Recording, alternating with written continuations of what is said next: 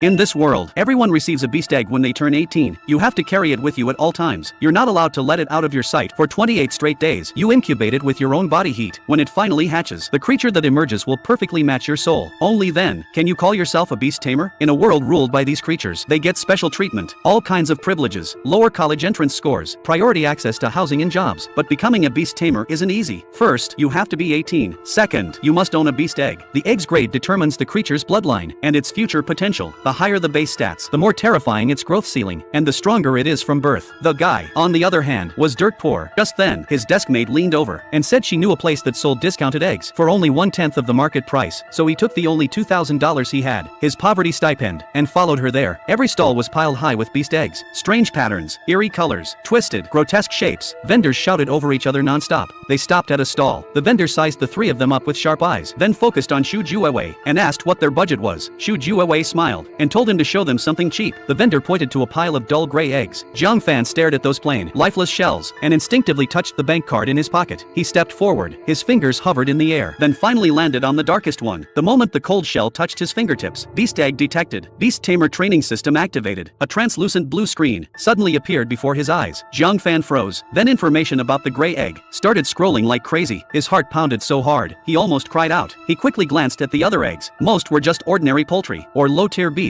with race stats of 45, 55, even as low as 15. He took a deep breath, pretended to hesitate for a long time, and finally picked up the gray egg, as if making a painful decision. The one-eyed vendor's expression stiffened slightly, then a flicker of barely hidden relief crossed his face. The stall owner across from them leaned over and laughed, mocking him for actually buying that piece of trash. The vendor turned back to Jiang Fan and said, "Buy that and I'll throw in a basic beast sphere for free." Jiang Fan forced the perfect mix of hesitation and resignation onto his face. The deal was done. He hugged the so-called rotten egg in his arms. Escorted by black market staff, he walked away. Behind him, he could still feel the one-eyed vendor's gaze.